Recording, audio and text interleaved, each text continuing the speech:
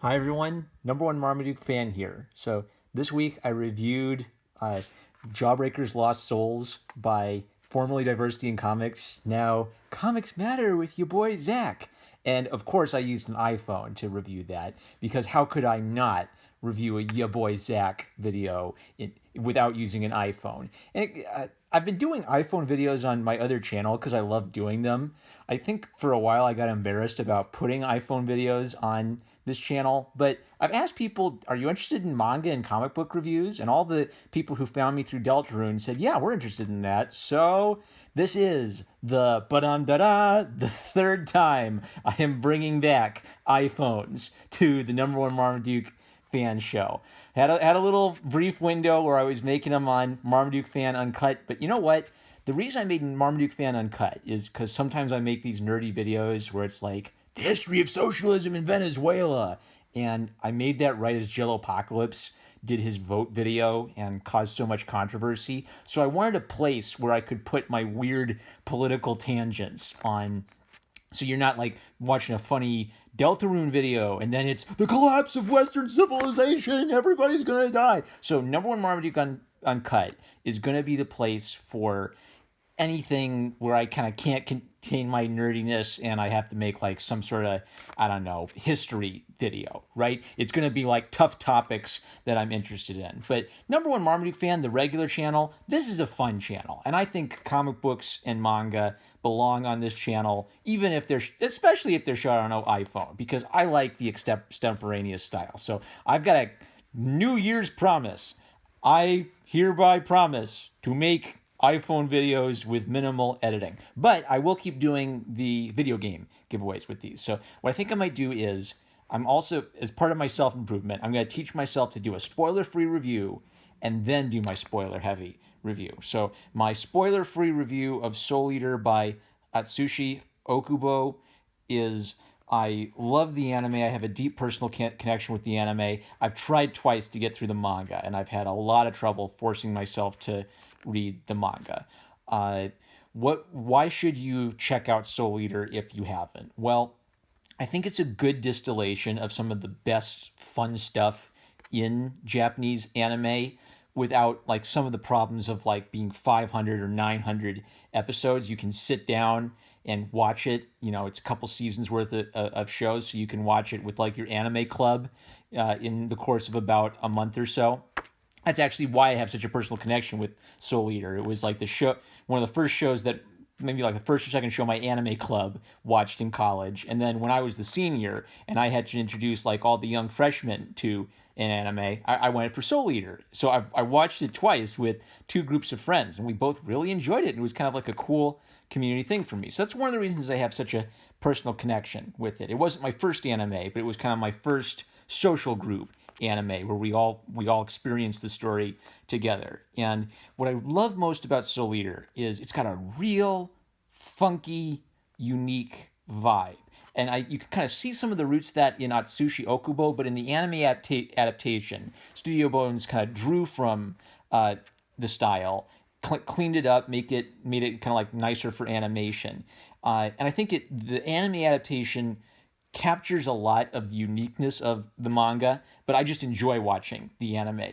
I've loved the anime so much, I've always wanted to come to the manga and experience it that way, and then the anime actually ended early and the manga continued, so I really want to know what happened to these characters since I'm invested in them from the anime, so I kind of want to see how their story continued. I haven't been able to get through the manga for a couple big reasons. So Elephant in the Room number one is Atsushi Ōkubo kind of has a ugly style at times, and I actually bought a beautiful art book of the illustrations, which would sound weird since his comic art is ugly, but his illustrations are good. And maybe if we turn to the back, what you'll see is that it's kind of like it's a real funky underground graffiti style. I think that's the most natural style for Ōkubo to work. I think that's how he sketches in his sketchbooks. So when he draws manga, it's sort of like he's trying to force himself to ape the popular anime style, and it ends up being ugly in a lot of places. The fun of it, though, what's kind of inspiring about Ōkubo, even though I think he has kind of he just has an ugly comic book drawing style. What's inspiring about him get the art book. That's a great art book. I wish I still had it. My evil ex has it. That's another story. Ōkubo makes fun of himself a lot and bags on himself a lot, which is kind of like a common problem for a lot of artists. And what I think is inspiring about Ōkubo is even though there are these real problems in his drawing style, he has so much creative energy that it still becomes interesting because he just loads so much interesting, random, crazy, mash it all up together in this fun, imaginative world stuff. And then the anime, of course, benefits from all of that imaginative energy without the weakness of his art style in this. The second thing that I don't dig is the fan service is much worse in the manga compared to the anime. Like, anime fan service is just kind of a thing with it. There's going to be a few boob jokes. There's going to be a few butt jokes. You kind of roll with it. This is rated for older teens, and it deserves it. It's porny, and I think that's a detraction. I respect Ōkubo. I admire the character. I love these characters. I'm invested in these characters. Maybe what this kind of brings up is I sympathize a little bit with people who... Oh, great. I'm already going to have to talk about politics. No sooner do I bring the iPhone back than politics comes back.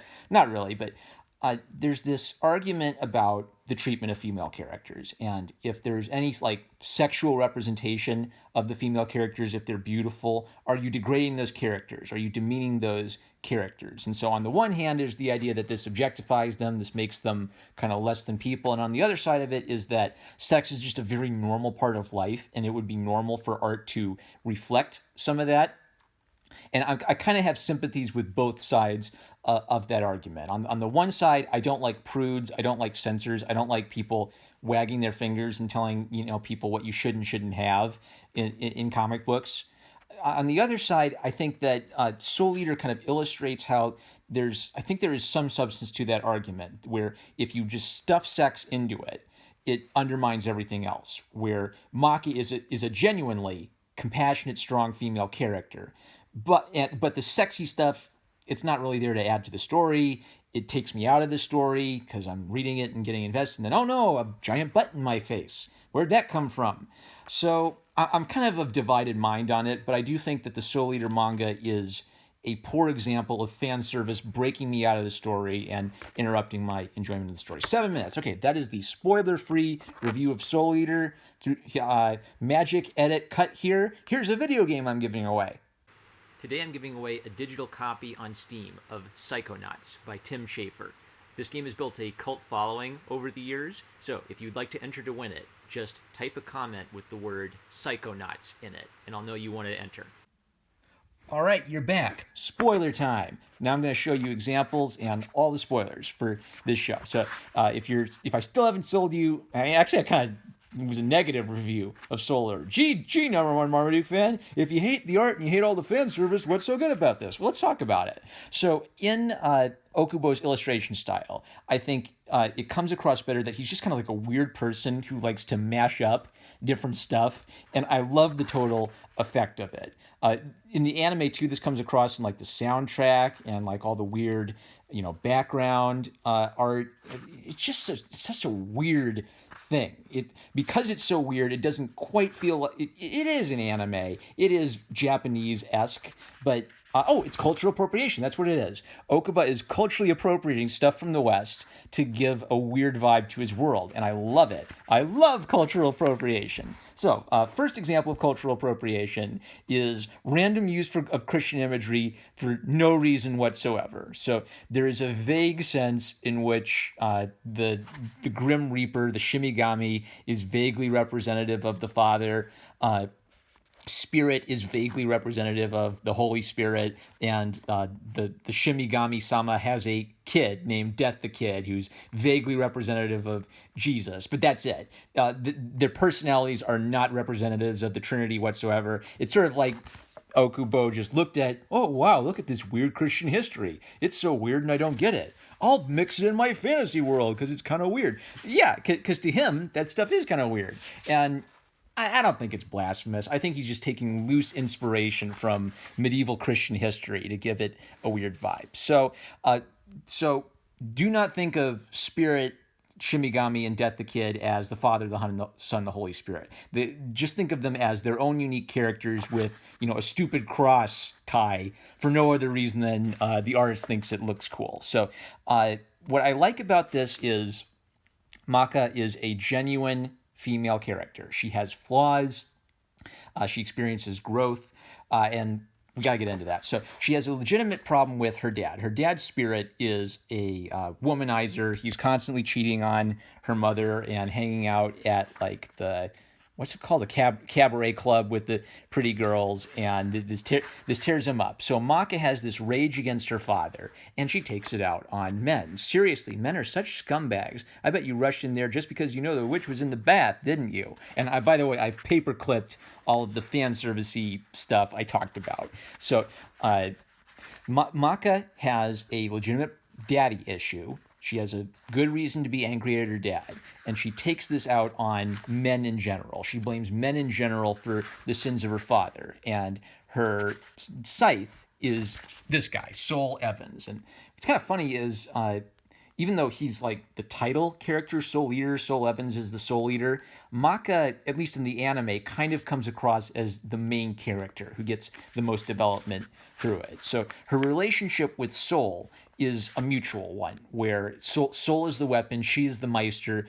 It's great, action adventure writing where each one contributes part to the team and they got to work on their teamwork to beat all the bad guys. I love that. But what's kind of interesting on a character level for Maka is she has to learn to empathize with Soul, where it's not even like a romantic thing yet. She has to empathize with Soul as a person, and the more she empathizes with Soul as a person, the better she can use him in battle. And that's great. It's like a neat, meaningful metaphor for life that also makes space for like some kick butt magical super duper fights.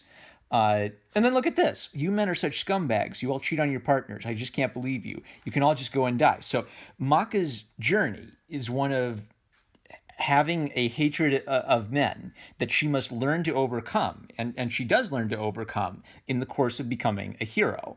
So I think what's interesting about this to me is there's a lot of cultural back and forth about the strong female protagonist, and we need representation of girls. And there are lots of great girl characters, and I think there's a huge problem in people just misinterpreting stories. I think Harry Potter gets misinterpreted all the time. I think The Hunger Games gets misinterpreted all the time. I think Princess Leia is getting misinterpreted hardcore. So the thing about strong female characters is good female characters they don't just magically become great characters because they do a bunch of kick-ass stuff. They are great characters because we enjoy the action and the adventure, but they also have a heart to them.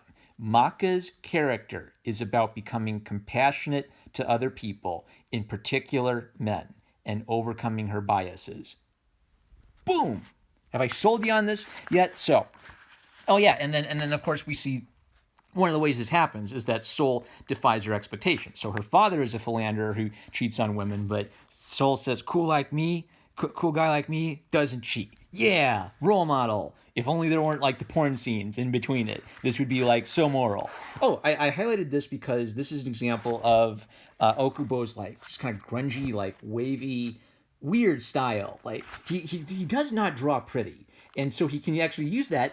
Why this is good is he uses it for comedy nicely. He puts a lampshade on like, oh no, the characters did something dumb and something bad happened to them. All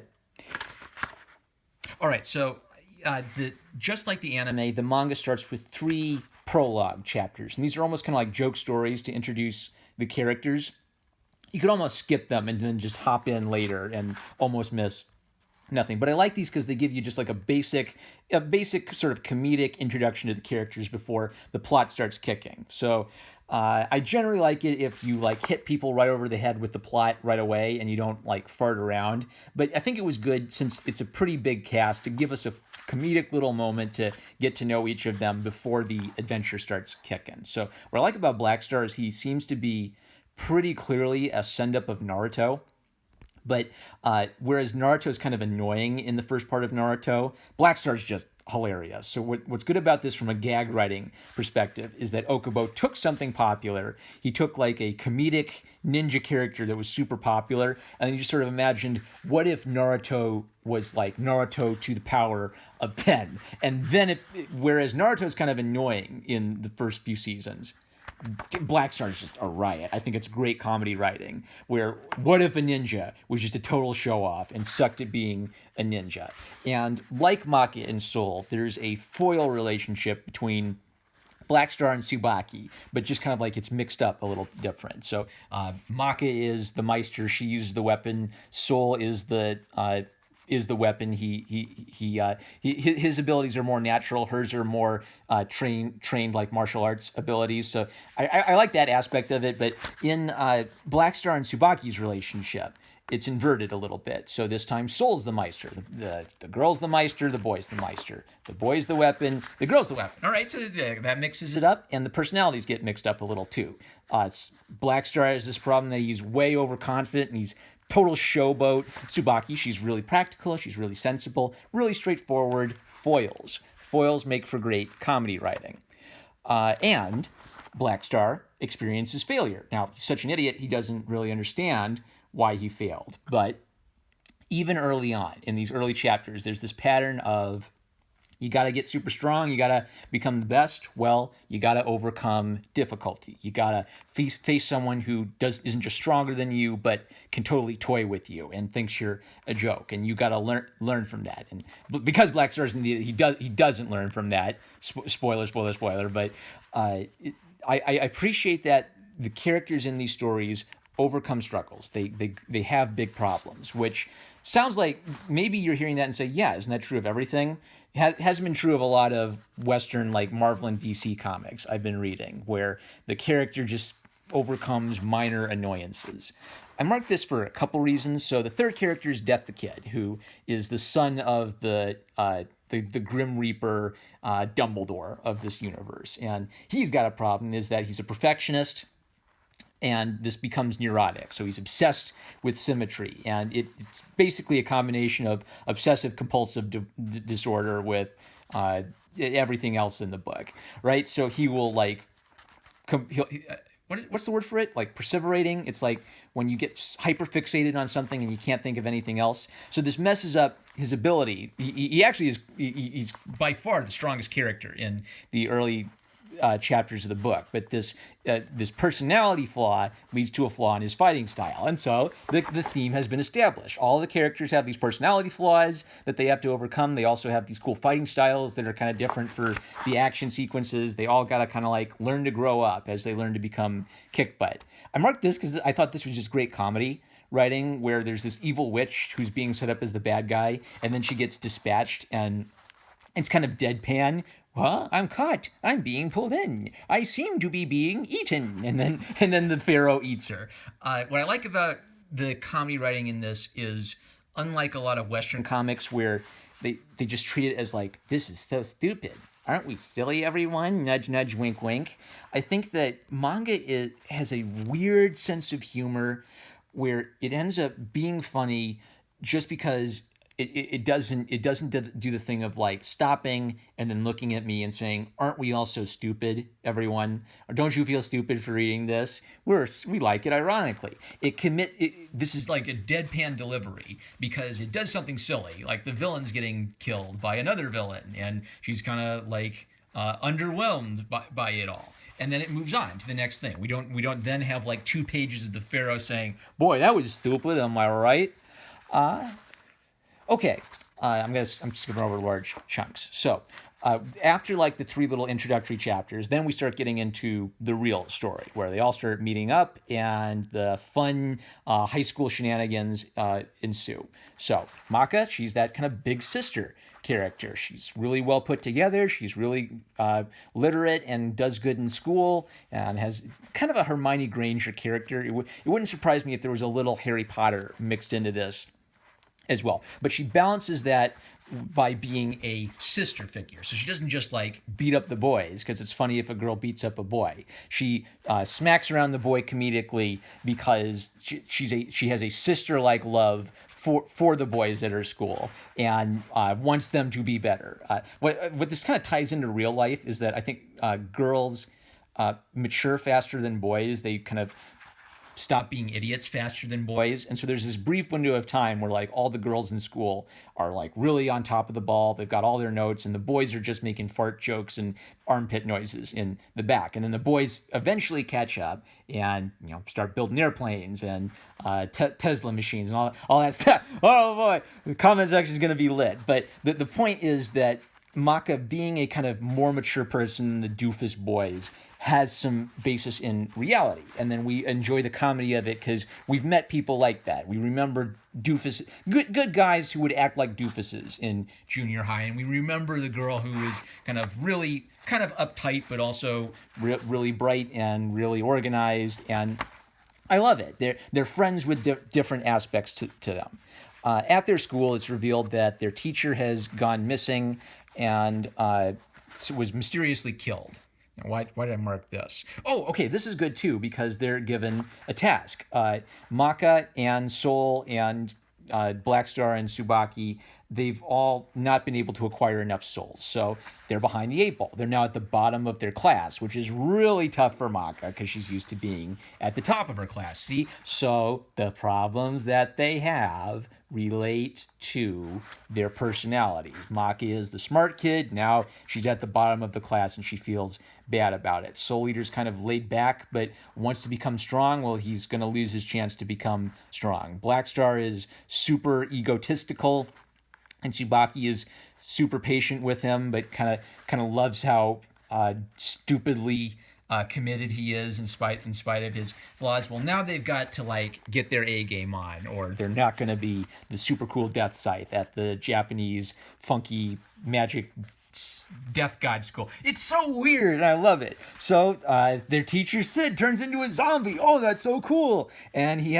says like goofy puns that don't really translate in Japanese. He picks up a giant cross cemetery and beats him up. Oh, I want to talk about one of these fight scenes because it's actually not a very good example, but it's still like a fun fight scene, even though it doesn't work logically. So throughout the fight scene, Blackstar's kicking butt because even though he's an idiot and he's egotistical, what he's good at is he's good at beating people up, which means that Maka is behind the 8 ball again. She wants to be at the top of the class. She can't even keep up with the kid who's like the dummy of the class. So Sid like spins into the air and smacks Blackstar with his giant cross tombstone, and there's more cross imagery that's just there because it looks cool. And so Maka Blackstar has another cool moment. He sets up his cool attack, goes in for it, does a cool karate kick, and I like when Sid kind of underscores that it was to the solar plexus, so there's a little root in reality for this crazy, spectacular fight scene. Here's the bad one. So he flips over and lands. So he kind of plants that there and flips over. Maka dives forward right into the most dangerous situation so that she can get a hit in on him. And then they kind of like freeze time for a second and he explains what's going on. And then she does this spin kick, but it doesn't work because she's supposed to be kicking him right here, but the statue is here. So this is something where this isn't logically making sense from here to here what the action is, but it makes sense as a character moment because Maka's had this problem where she's the least effective person in this whole situation. So she courageously throws herself into this brief window to get her opening. Okay. What I like about that is that makes sense kind of from a strategic perspective. She had to like risk it all to get that one brief opening, but it kind of shows again my love-hate relationship with Ōkubo, where I think he gets what makes an exciting comic, but I think maybe this is related to his drawing style. It's sort of like he can't quite facilitate that, or he can't quite I don't think I think he learns everything about martial arts from reading manga, maybe not from doing martial arts himself. Whereas if you did martial arts, even in a fantasy context, you could kind of have a feel in your bones and in your muscle memory for what works. And then once again, they do their super attack. Oh boy, they're going to do their super attack, and they mess it up because there's this recurring pattern of they've got all this potential. They're these cool, young people who really are cool. They're awesome, but they keep messing up, and they got to learn from their mistakes and keep growing. Yes, this is such basic writing advice.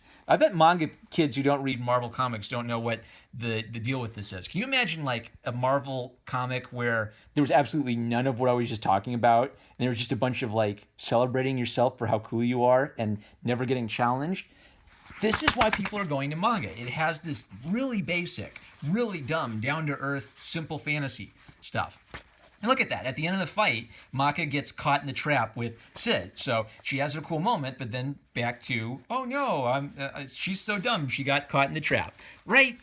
Yes. Oh, the reason I marked this is just a good example of how weird stuff gets mashed together. So there's stuff like Rasputin, the Russian monk shows up, and Jack the Ripper shows up. Lupin from The Gentleman Thief, Lupin and Lupin the Third, he shows up. And this is Dr. Frankenstein. So clearly, Ōkubo is just like throwing everything into the mix. This is a witch named Blair, like the Blair Witch Project. Like, I'll throw in a witch who's a cat, and I'll throw in a doctor who's Frankenstein, and he's all stitched together. It's so weird. It's so random. But it's not just random for the sake of being random. It's randomness coming from appropriating stuff from all kinds of people and smushing it all together into one thing and just going a million miles an hour. And I love it. I love when someone is just rawly stuffing everything in the book together. So it's an utterly unique manga, I think. I've never read a manga that's quite this combination of weird things. Even this little like jokey thing at the end, I think, is a good illustration of Okubo's weirdness. So he does these like little sketchy style. And I think this is kind of like his more natural way of drawing, and then he's trying hard to draw good for the rest of it, and this is how he normally draws. And it's really weird. Actually, if you were a fan of the anime, I'd almost pick it up just to look at these little extra bonus scenes, because I don't know what they have to do with anything. It's just so weird. It's weird where the weirdness creates a kind of total effect of being consistently funny and consistently weird. So it's not like trying to be weird on purpose and failing. It is weird because this is a weird person. You can't fake it. You can't just do teehee. Oops, I ran out of phone space. I'm #1 Marmaduke fan.